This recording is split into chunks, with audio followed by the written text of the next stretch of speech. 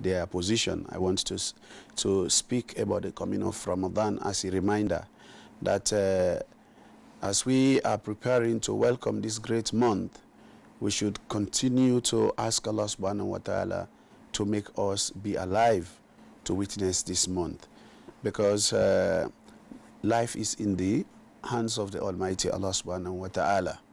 He is the one who determines everything that happens on this universe. So we continue to ask Allah subhanahu wa ta'ala to make us witness this month of Ramadan and to enable us to fast in the month of Ramadan. Just like the predecessors, the Salaf of this Ummah, they used to ask Allah subhanahu wa ta'ala. They were not complacent or having that confidence that they will live tomorrow. You know, just like the Prophet sallallahu alaihi wasallam said to one of the companions, Ibn Umar, he said to him, Ya ghulam, he said, kun fi dunya ka'annaka gharib aw abiru sabil. He said, oh young boy, he said, stay in this dunya as if you are gharib, as if you are a stranger, or abiru sabil, or you are a wayfarer, a passerby. So we should not have the confidence that we will live tomorrow. What we have to do today, we do it. You do your dhikr. Don't wait for Ramadan. Some people, everything that they have to do, they have kind of suspended even the sadaqah. Even the sadaqah. I remember a few days ago I was on one of the channels doing an appeal, and the people were kind of, everyone wanted to wait for Ramadan to come before they can give sadaqah. Don't do that. Do your sadaqah. Do your dhikr. Inshallah, when Ramadan comes, you are going to continue with it. May Allah subhanahu wa ta'ala give us the opportunity to fast in the month of Ramadan. Assalamu alaikum. Barakallahu fiqh, Shaykh. This leads us into an ad break, inshallah, brothers and sisters. Please remember to join us after the ad break, inshallah, where we can be able to ask your question on your behalf. So for me and Shaykh for now, Assalamu alaikum wa rahmatullahi wa barakatuh.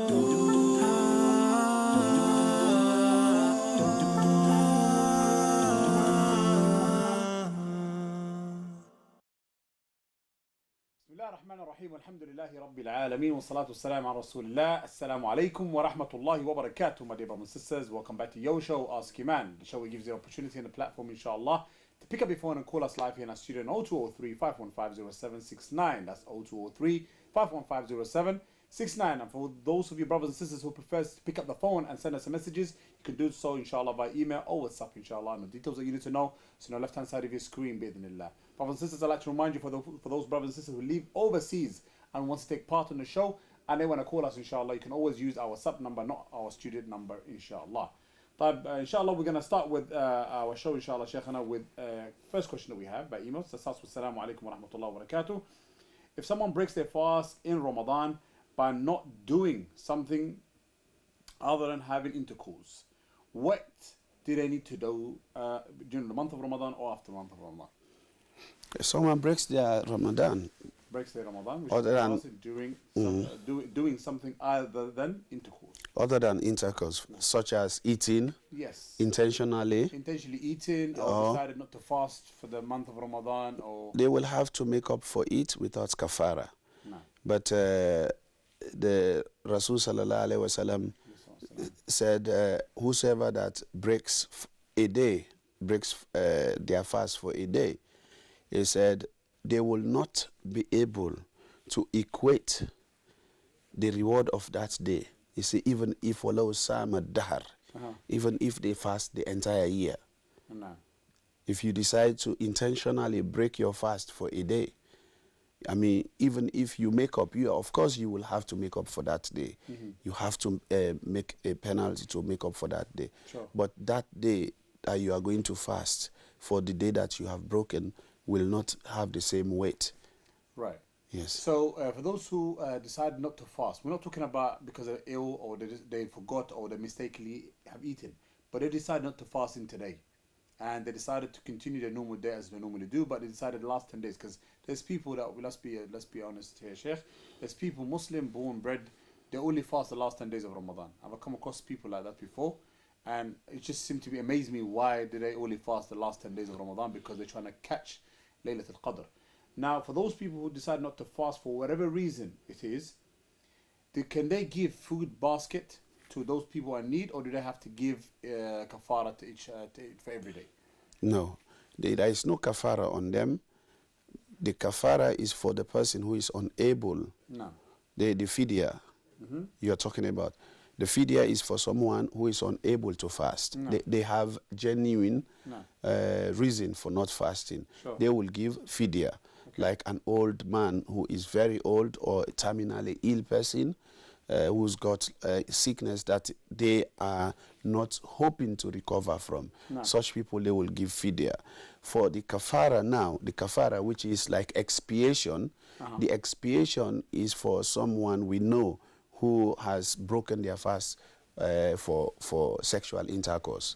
With sexual intercourse, the person will have to free a slave. If they cannot free a slave, they have to fast for 2 months, shahraini mutatabi'ain, 2 consecutive months, or they feed 60 masakin, poor people. This is for the person who sexually broke their fast. As for someone who intentionally decide that they will not fast, they only want to fast a particular set of days, like what you have mentioned. They want to fast only in the last 10 days with the hope of getting the Laylatul Qadr. For such person, if they believe it is normal, if they believe that this is something normal that they have to do, then they will go out of the fold of Islam. With this, they go out of the fold of Islam. SubhanAllah. Barakallah fiqh, Shaykh. And the next question we have, our substarts with Assalamu alaikum. What is the ruling on messaging, asking people to ask Allah subhanahu wa ta'ala to forgive them before Ramadan? This is a common thing again that Muslims do usually before Ramadan. Well, if it is out of dhikr, if it is out of tadhkir, to remind people, just like if we meet our brothers and sisters physically, we will ask them, like I have done during my reminder, that people should continue with their dhikr, continue with their sadaqah, continue with whatever act of worship they are doing. They should not put everything on hold until Ramadan comes. If someone is writing a message, sending it around to remind people so that they will make tawbah before Ramadan comes, there is nothing bad in it. But if they think that that message has to be sent to a certain amount of people, or people will have to send it, otherwise something will happen to them, then this is not part of Islam. Barakallahu fiqh. Shaykh, the next question we have, our sub starts with Assalamu alaikum. Should a person get a comprehensive insurance for his car so that the company will compensate him for by as much as he's paid? So now this question is just jumping from the words here, so I'll give you the question, inshallah, Shaykhana. So for those people who have insurance, car insurance, now the option is, obviously we know as the car insurance, they give you an option of 3 options to choose from. Now if somebody decided to go for comprehensive insurance, knowing that this is the best thing that he will have or she will have if they have an accident, as a Muslim, should they go for the highest, which covers them the most, or they go for the lowest, where it doesn't cover you as much? First of all, the issue about insurance, we have to understand that the Islamic standpoint about insurance is that insurance is not permissible. It is Islamically, because it is eating one other's wealth in falsehood. This person is not selling any physical commodity, not something physical to them. They are dealing in fear, saying if something happens, this is what will happen. Probability. So the issue of insurance, there are so many areas where insurance is contradicting Islam. Therefore, we should try our best to keep away from it. However, what we know that we cannot do without, for example, the issue of driving in this country, you need to have insurance for you to be able to put a car on the road. That is the law of the land. Anything which is mandatory, which we cannot do without, then we go for it. This will fall under the principle of necessity, because we need it. As for the comprehensive, it is not mandatory for us to have comprehensive insurance. So I will advise a Muslim, go for the BRS minimum, because it is mandatory. Barakallahu fiqh, Shaykhana. Well, let's take our callers, inshallah. We have, I think, 4 callers. Let's take the callers, inshallah. Brothers, assalamu alaikum. Welcome to Ask Eman. Hello, assalamu alaikum. Hello, assalamu alaikum. Right, guys, let's take the next one, inshallah. Assalamu alaikum. Welcome to Ask Eman. Wa alaikum salam wa rahmatullahi wa barakatuh. Hayakillah, sister, you are live in Ask Eman. What is your question? My question regarding zakah. Zakat, now. I want the nisab for zakah. Do you have And to pay am I nisab? allowed to give zakah to my mom or brother or sister? But if they are not Muslim and they might use the money for things which is not allowed in Islam. So Right. am I allowed to give them zakah, or I don't know? Just help me out. Okay, barakallahu feeki. Next question, inshallah. Let's take do you have any other question? No. Barakallahu feeki. Let's take the next call, inshallah, brothers. Assalamu alaikum. Welcome to Ask Eman. Hello, assalamu alaikum. Salam. Yeah, my name is Qasim. Hayakallah, brother Asim. Okay, I want to ask a question as per kafara. Naam. The brother said that you only make kafara when somebody intentionally commits sexual intercourse. Naam. What about if a person intentionally eats food or breaks his fast intentionally without being sick, probably because of he's hungry? If he breaks Intentionally his fast, eats without being sick. Right. Yeah. Okay. Khair. Yeah, does the person make kafara as well? Okay, no problem. Barakallahu feek. We'll get answers for you, inshallah. Right, let's take the next callers, inshallah. Assalamu alaikum. Welcome to Ask Eman. طيب خير. طيب Shaykhana, the first question the sister was asking in regards to paying zakah to family members who are Muslim or non-Muslims in the month of Ramadan. What is the opinion in regards to this matter, Shaykh? Jazakallah khairan. First of all, I think the sister was asking about the nisab. No. The nisab about zakat. Nisab for our viewers is the second part of the two conditions for zakah. We have the hawl and the nisab. Nisab is the bare minimum, the threshold. The money that you have should reach a particular amount. It is not just every amount that you have is zakatable. You have to have certain amount. If you have it, then you have to keep that money or put that money aside for a particular period. So the nisab is 85 gram of gold. 85 gram of gold. So if you have in pounds, anything equivalent, I think few days ago we checked it, it's about 2,600 and something pounds for 85 gram of gold. Or you can go to the nearest gold shop and ask them what is the amount, the cost of 85 gram of gold.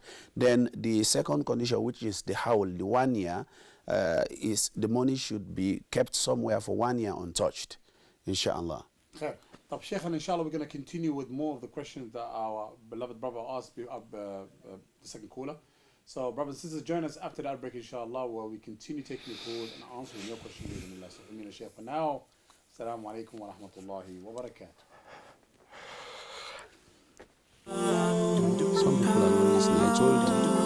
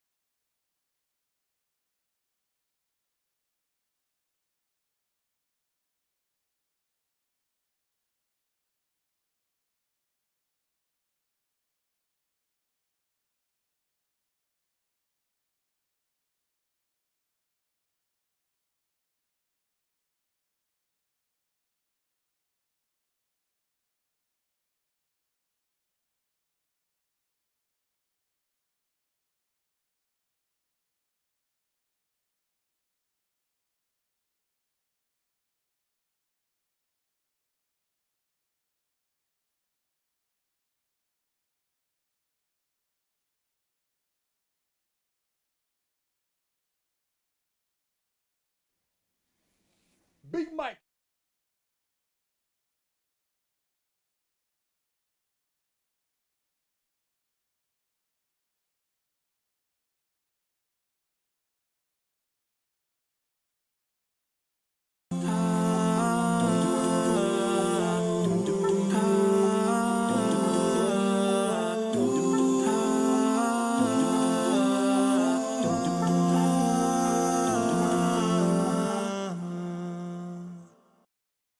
الرحمن الرحيم والحمد لله رب العالمين والصلاة والسلام على رسول الله. Assalamu alaikum wa rahmatullahi wa barakatuh, my dear brothers and sisters. Welcome back to your show, Ask Eman. Shaykhana, before the ad break, the sister was asking us in regards to the zakah, and you were speaking about it, but obviously because we ran out of time, we had to cut you short, inshallah. So Shaykhana, if you could continue, inshallah, where we left, and that is obviously for those brothers and sisters that they want to know about the zakah. We were talking about the threshold, so inshallah, Shaykhana, if you could take it from here. Jazakallah khairan.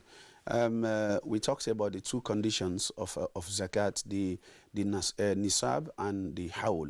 That is the threshold, the bare minimum, and the 1 year. So we should give 85 gram of gold, and we check how much is that in pounds, inshallah. That is what we will be giving, 2.5% of our wealth.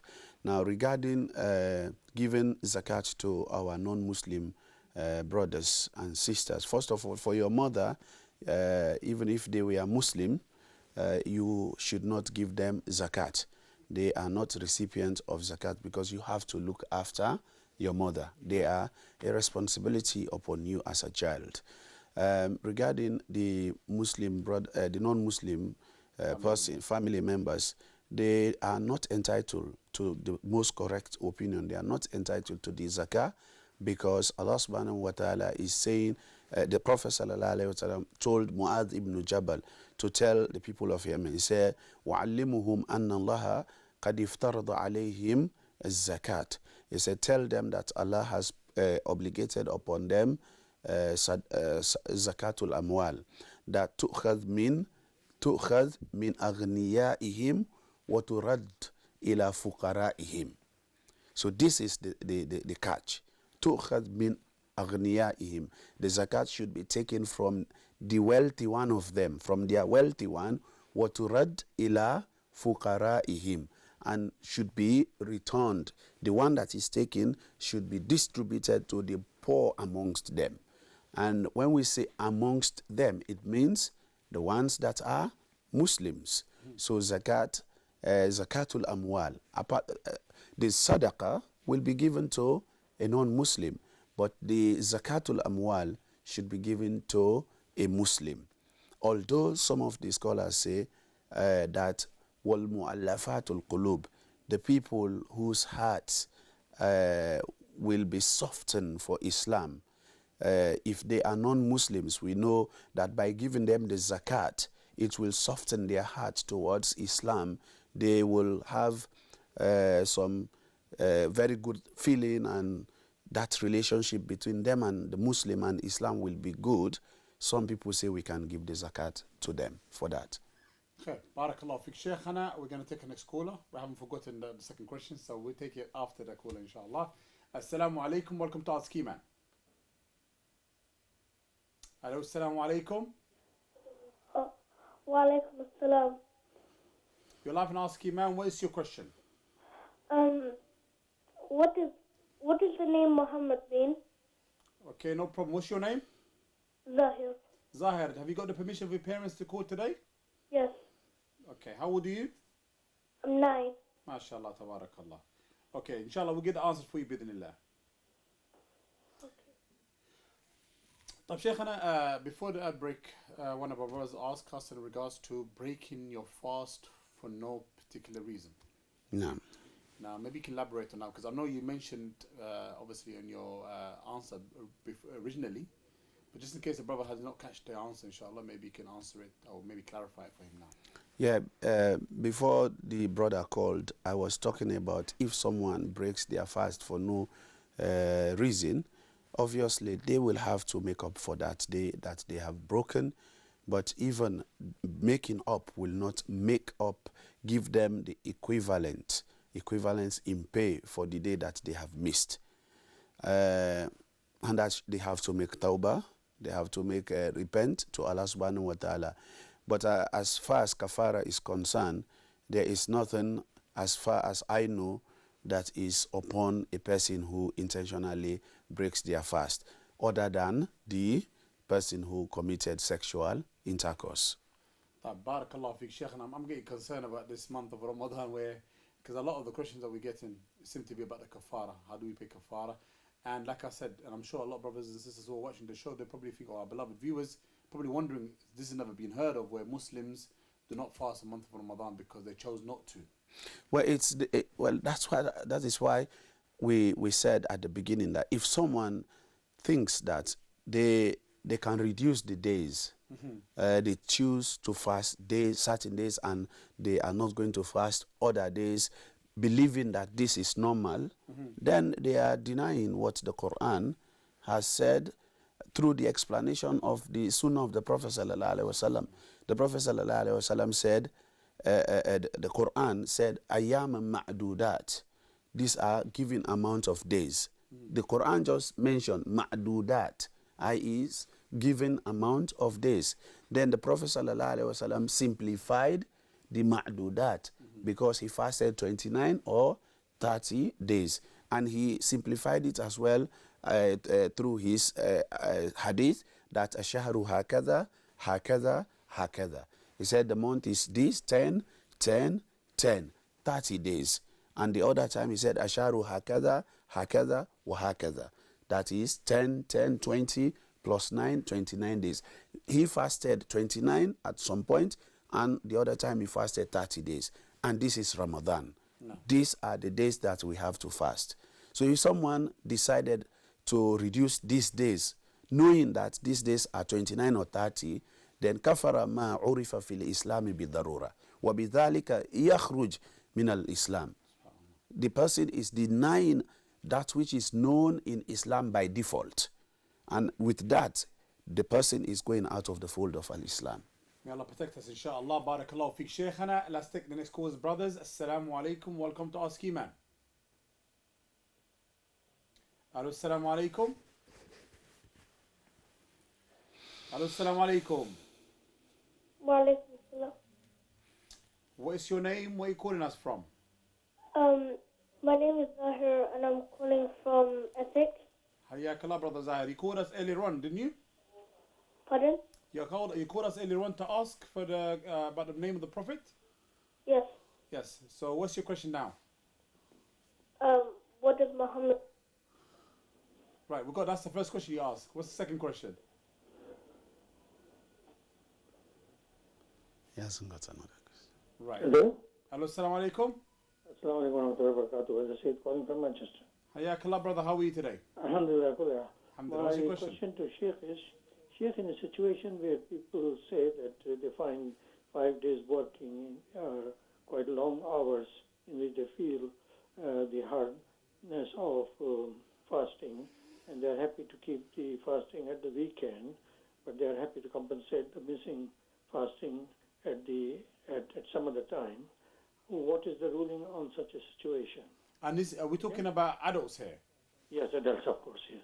خلاص خير إن شاء الله. Okay, بارك الله فيك. طب شيخنا, let's go into our question from brother. A 9-year-old brother was asking about the name Muhammad. What does it mean? عليه الصلاة والسلام. The praised. The praised. Yes, the praise from Hamida, Hamid, Muhammad, the one that is praised. So why does he have the name Muhammad, Ahmed, Mahmoud? Are they all the same meaning? They are, but they change from, according to the Sarf, Mahmud, Ahmed. Ahmed is the one who praises. Hamid, the one who praises. Mahmud, the one who is praised. Right. Or the one. So the Prophet ﷺ had his unique name, Muhammad, because of the meaning of it, subhanallah. Khair, and subhanallah, all the names will link into Hamid, to all, subhanallah. طيب, khair, inshallah. The next question we have from Brother Azhar is in regards to the people choosing not to fast on a weekend, or decide to fast on a weekend. I think I understood it as not to fast on a weekend.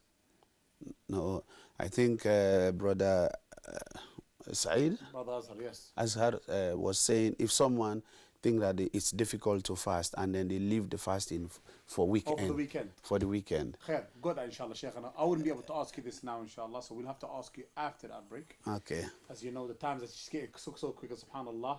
And this is the last part, so I don't think we could be able to answer it, inshallah. So we'll ask Brother Ibrahim Atubi tomorrow, inshallah, to take this question. For me and the Shaykh for now. Till next time, Assalamu alaikum wa rahmatullahi ta'ala wa barakatuh.